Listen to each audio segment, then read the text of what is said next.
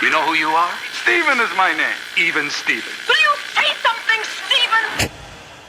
Steeven Orhouse Media. You're listening to the Superman Super Show, episode number 11, Superman Goes to Prison.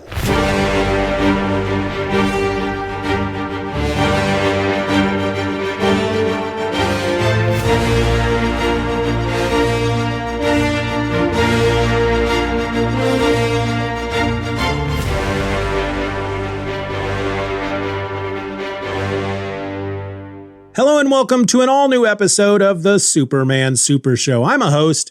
My name is Steeven, and 1,000 miles over there to my right is another host, Mr. Ed Moore. Say hi to the folks, Ed. Hi to the folks, Ed. That's a joke that I think we're just never going to stop doing that. It never gets old. No, it doesn't. I'm a big fan of taking a joke, running it into the ground, making people sick of it. They get annoyed. And then that's when I keep beating that dead horse. And then eventually people start to love it again. Right. Like everything else, it comes back around. I mean, if you just do it long enough, yeah. So could we consider that our banter for the episode? Sure. I think we've bantered good. For those of you who aren't behind the scenes, Steeven and I have been playing around here for almost 2 hours. So we're kind of banter light at this particular moment. That's right. And that's a good thing to bring up, actually, for those who maybe only listen to the audio episode. We do record these in batches. We try to do, well, the goal was to try to do 4 at a time, but I think the most we've ever done is 3. 3. Mm-hmm. And when we do that, we get together and we do this live stream on YouTube. And so you can join us live when we do that, or you can just go to the YouTube channel afterwards where the video is saved and you can watch. There's just so much more that we talk about than just the episodes. And you know, currently, for example, you can see our video freeze up on us as we're talking and just crazy stuff. And, you know, I was making a joke earlier about the super fans who, you know, could come in and watch these and then be able to point out in episodes.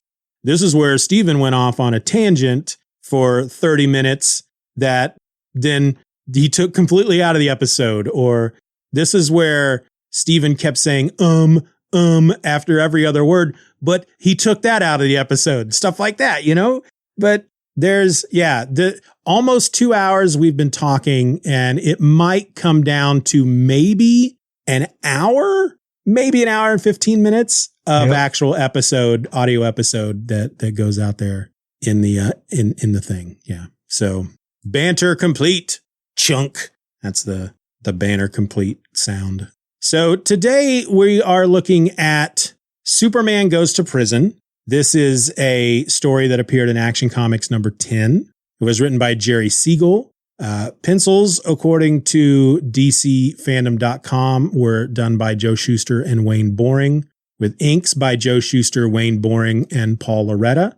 Letters were Paul Loretta, and the editor was Vincent Sullivan. Now, the crediting of Wayne Boring here, Ed, I feel like the moment I started reading this issue, it's like, I see, I just assumed it was Wayne Boring throughout the whole thing, because there is a lot of Wayne in this art, but I'm also seeing a lot of Joe in it as well. So I think they maybe got that one right. You know, you just never know. But I think they might have gotten that one right. So this was, of course, published by DC Comics. It's got a cover date of March 1939, and the approximate on sale date, according to Mike'sAmazingWorld.com, is February 7th, 1939. So let me tell you what happened in this issue. Clark Kent is set.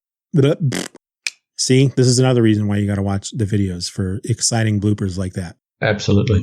Clark Kent is sent to meet up with a man who promises a hot story. The man tells him he is escaped criminal Walter Crane, and his story has to do with cruelties suffered by him and other inmates in the Coreytown jail. Beatings with whips, starvation, sweat boxes, and cramped living conditions. Back at the prison, Superintendent Wyman is beating a prisoner when he receives word that Governor Bixby has arrived. He has read the article written by Clark Kent and is investigating the allegations. The governor questions the prisoners, who all keep silent for fear of being tortured. Superintendent Wyman makes his way to Metropolis, where he questions Clark Kent about where he got his information. He lets him know that harboring a fugitive makes a person an accessory to the crime. Kent, acting the coward as usual, tells the superintendent where Walter Crane is staying. Wyman goes there and beats up Walter Crane. When Kent returns to the office, all the other reporters have shunned him. He tells the chief he did it so that they could gather more evidence against Superintendent Wyman. In disguise and calling himself Tom Daly, Superman makes his way to Coreytown, purchases a car, and crashes it into Wyman's car. He then beats Wyman up so that he will be arrested. He is sentenced to 6 months in jail. All attempts to punish him fail. At night, he escapes out of the jail, gets a camera, puts his Superman outfit on, and sneaks back in. He arrives just in time to see Walter Crane attempting to escape. He makes good progress until he gets stuck in quicksand in the swamp. Superman walks into the quicksand and pulls Crane out. He returns Crane to the prison and takes pictures while Crane is whipped and put into the sweat box.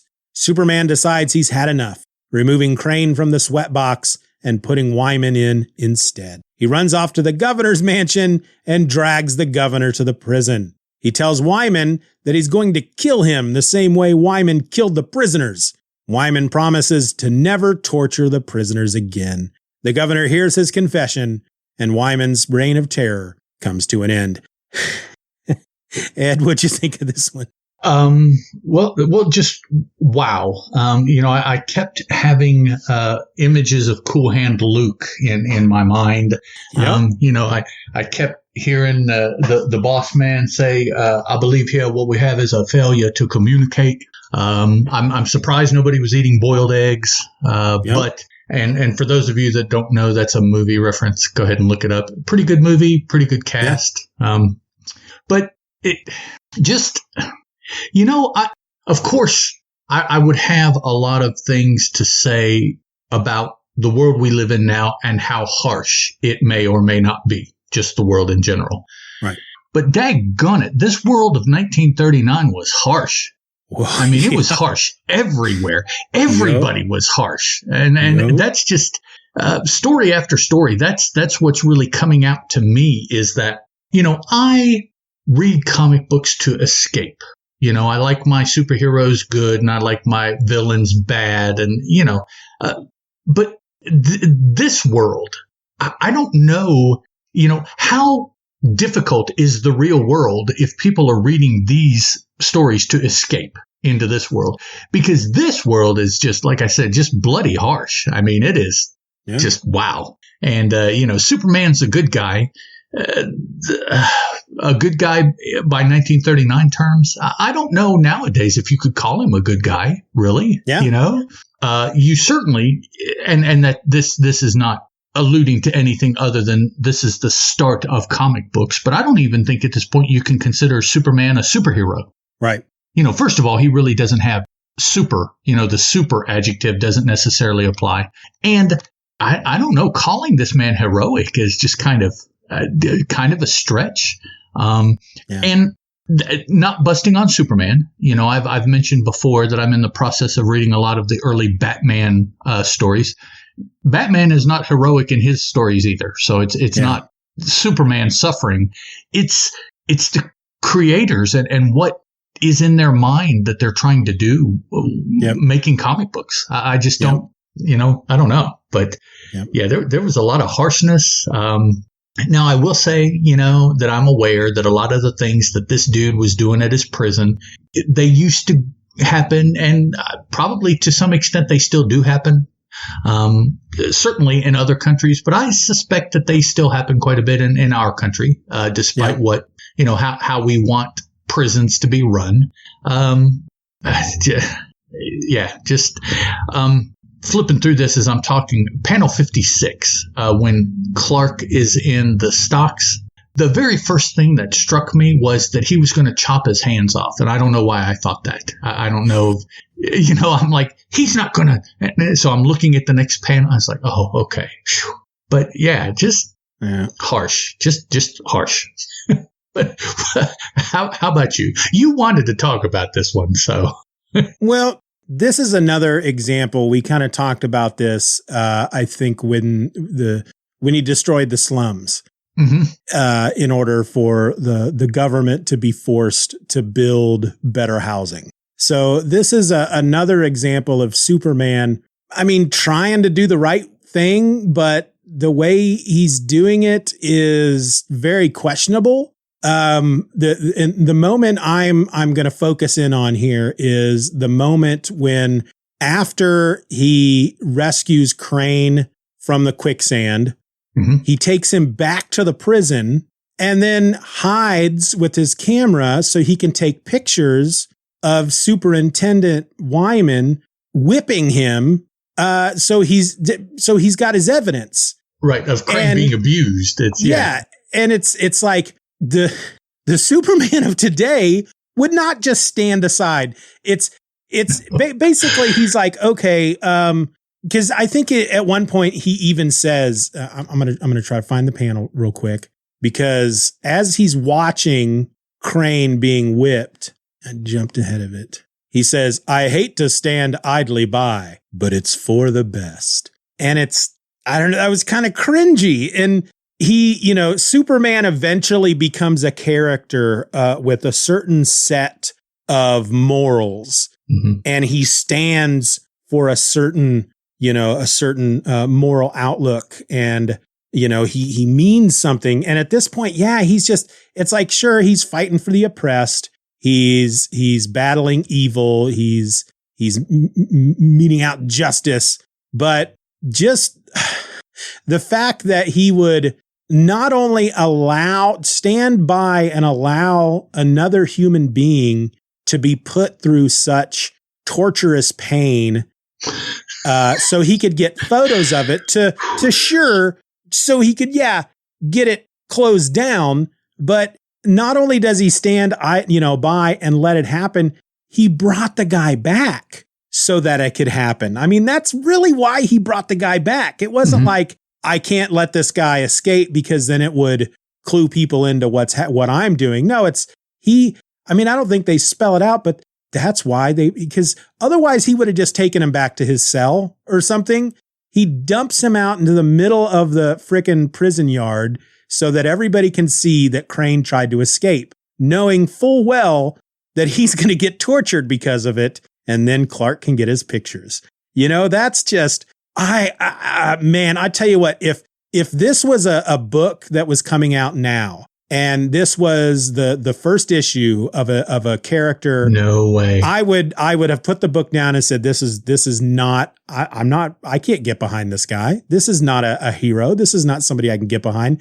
Again, he's trying to do the right thing, but what they say, the road to hell is paved with good intentions. Yep. And, man, this was a tough one to read for me, because growing up with Superman, of course, being my favorite superhero and has always been my favorite superhero. And, the Superman, the way he was when I was first introduced to him in the mid to late 70s, this is obviously not him. No, he's got a lot of growing to do. But, wow, and the moment where Clark gives up where Crane is, really, kind of had me scratching my head to an extent, because I was thinking to myself, wow, he is really holding on to this. I have to play up Clark being a coward to protect my Superman identity. And that was the first, because that was the first moment I was like, oh, wow,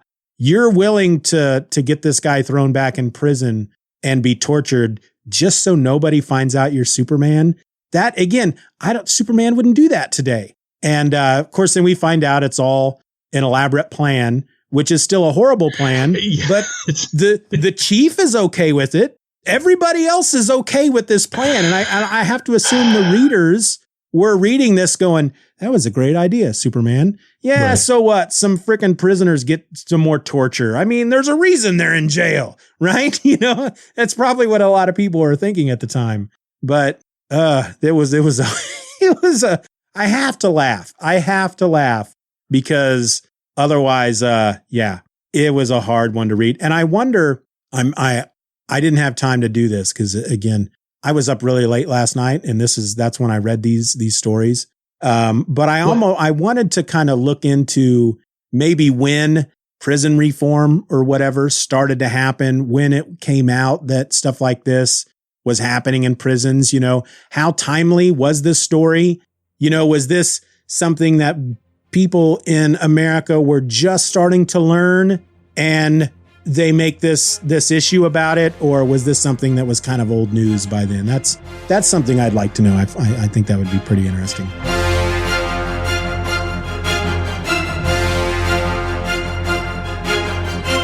The Superman Super Show will return after these messages. And now back to the Superman Super Show.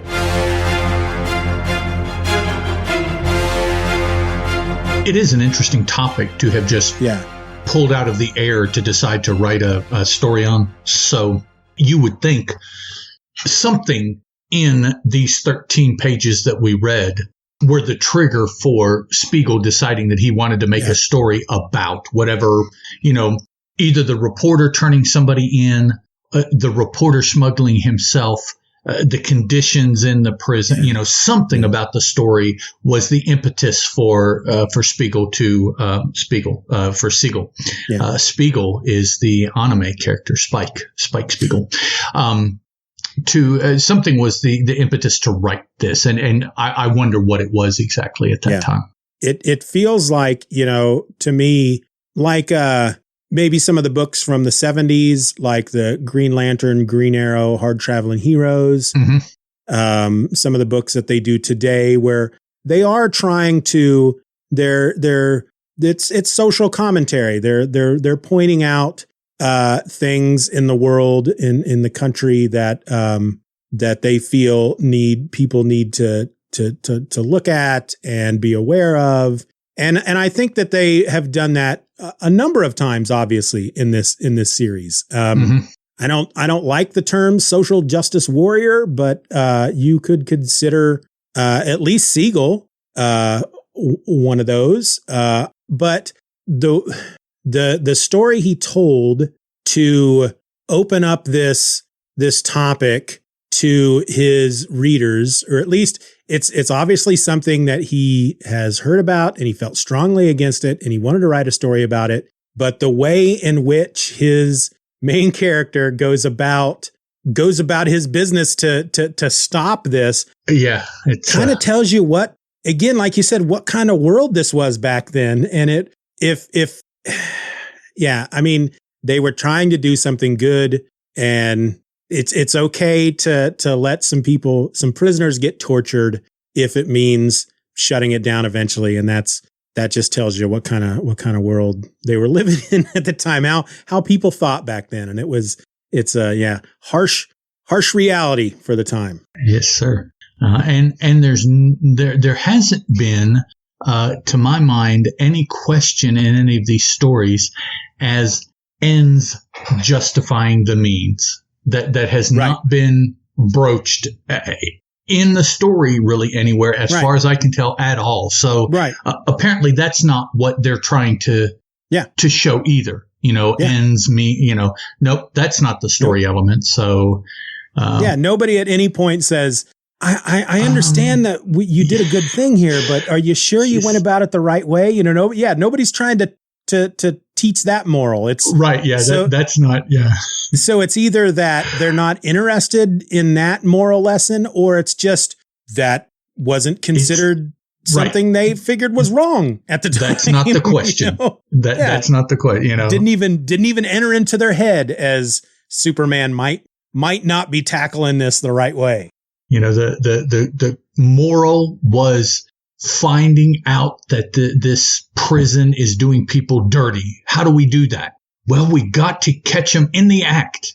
Really? I mean, is that Now, if he had, put himself in this prison as a prisoner, if there was a character at the time in the books, like a Jimmy Olsen, who could have come along with him and hidden somewhere in the hills with a telephoto lens and photographed Superman being tortured, right? That would have been the route I would have gone, because then they would have gotten the photos of prisoners being tortured, but they wouldn't have had to, put somebody in harm's way in order to do it. There would have been no Clark Kent's harmed in the filming of this production. Yeah. So just Tom Daly, which isn't the guy who did his voice in the 90s Superman animated series, Tim Daly? I believe so.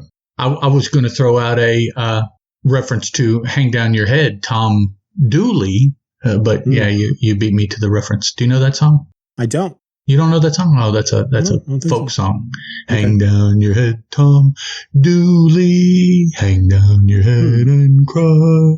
That does sound familiar. The Kingston Trio, I think, made it famous. If you know the name Kingston Trio, do you know them? That it's familiar. Okay, yeah, that's a folk group from the late 60s, early to mid 70s, I think, is when they were out. Yeah.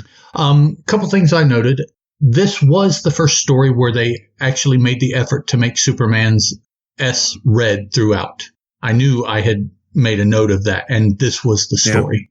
Yeah. They miss every now and then, but pretty much every instance it's red. Also, they miss the shield altogether in some of these. Yeah, really. And is it them, or is it the poo-poo recoloring that is doing that? Who knows? Yeah, that's again, that's another one of the issues with the recoloring is that you don't know specifically what color they were trying to do or what they were trying to do. So how do you know you're not messing up what they? Yeah, maybe John can tell us. Perhaps, yeah, or old time radio. Maybe they have knowledge of how things were done back then. The splash page, panel 1. This is going to turn out extended to be the cover for the first issue of the Superman eponymously named title. Yes. Yeah, I know the pose. Yep. This is it. So I have somewhere in storage, a little statue that has it's like a fake metal, but he's posed like that. And then behind him is a plastic version of that first issue of Superman. Okay. I don't know if they have done it with Superman yet. I would have to look and see, but you're familiar with Pop Funkos. Yep. Okay. They have started producing a series of those with a character in a large box, and in the back of the inside box is the cover of the comic book that had the first appearance of the Pop that is there. Nice. And I would suggest that when they do Superman, if they haven't already, that Action 1 will probably be the cover that's in the back. I know that the cover for Detective Comics, 27? Was that? Yeah, 27. The first Batman. That's what they have behind Batman. Wonder Woman, they have her first cover of Sensation Comics. Moon Knight, I've seen, is the issue of the first Moon Knight named comic. Okay. So having seen those already, they have to have done a Superman, I would think, by now, but I just hadn't seen it. But yeah.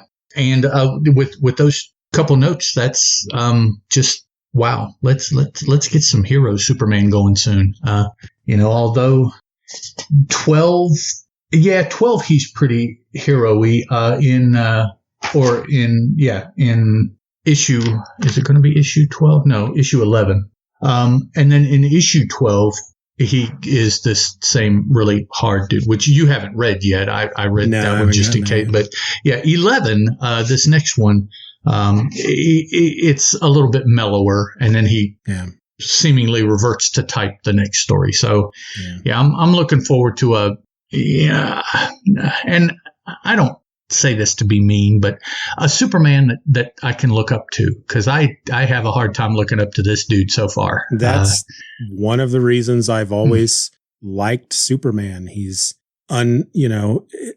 unquestionable. You can look up to him. Even it's Yeah. always been the one you could look up to. He's nowhere near that at this point. And it's not because he's bad, or he is still doing good things. He is still doing the right thing.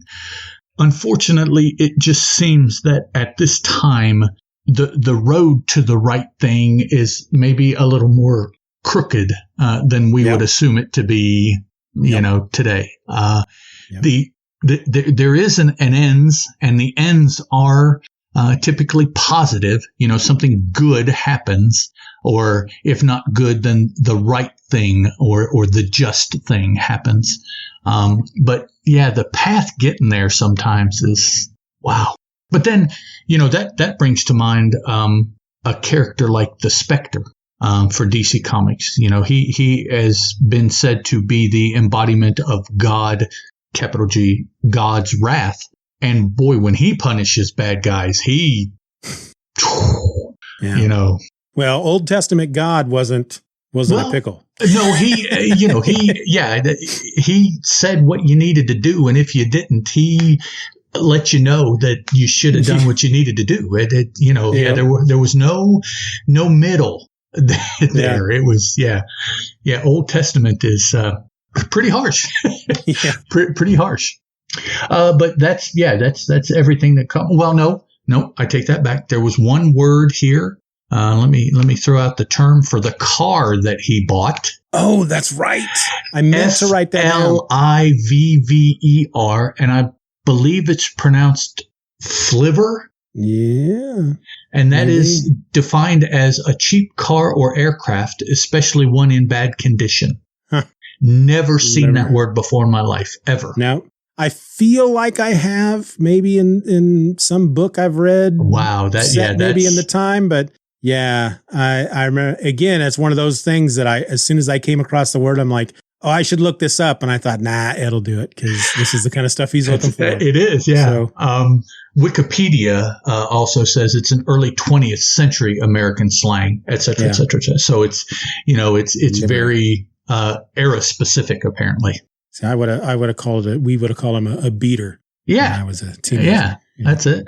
It should be noted that unlike Superman Joins the Circus, a dog does die in this issue. Oh, yeah, because he kicks it into the. Well, I can't believe I'm saying that. It panels, what is it, 82 and 83. He has rescued Crane from the quicksand as the bloodhounds that the prison has released to find them attack. One of the bloodhounds leaps at Superman. He ducks. The bloodhound flies over his head, lands into the freaking quicksand, and sinks to his death. And sinks to its doom amidst frantic howls within the bog. Yeah, it's like, wow, you go, guys. Yeah. Poor guy, man. He's just doing what he's supposed to do. You could have just shown it and not told us about the frantic howls. And just moved on. Yeah. Well, what happened there? I don't know. Looks like maybe the dog jumped and missed Superman and just, okay. It's, but I guess it's a bad guy dog because works for the prison. So we're supposed to be okay. No, it's just a dog. It's just a dog. Exactly. That's like saying that's an evil hammer. Well, no, it's just a hammer somebody killed somebody with. Yeah, it's just a hammer. It's just a dog doing what it's supposed to do. Now, there is some amount of training, but a lot of that training just relies on natural instincts for the way the dogs are anyways. Yeah. Dog's just doing what a dog does. Yeah. All right. Is that all we got? I believe so. I think I'm good, sir.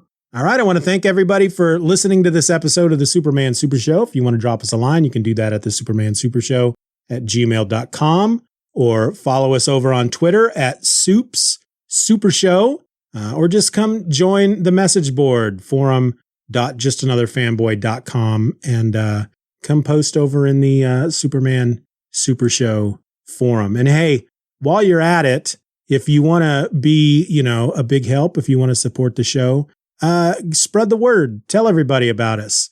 We got folks who are retweeting stuff for us over on Twitter, which is great.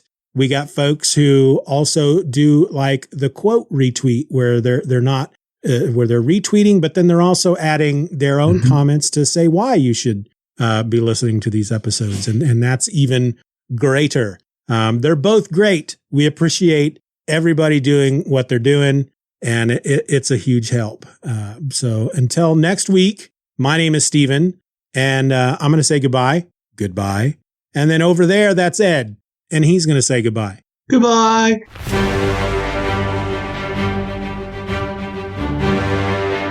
We want to thank you for listening to this episode of the Superman Super Show. Questions and comments can be directed to the supermansupershow@gmail.com. If you enjoyed the show, you can help to boost our presence online by leaving a rating or review on your favorite podcast app. The Superman Super Show is a presentation of Steven or Else Media. For more nerdy content just like this, check out stevenorelse.com or just use the link in your show notes. Superman is a registered trademark of DC Comics and was created by Jerry Siegel and Joe Shuster.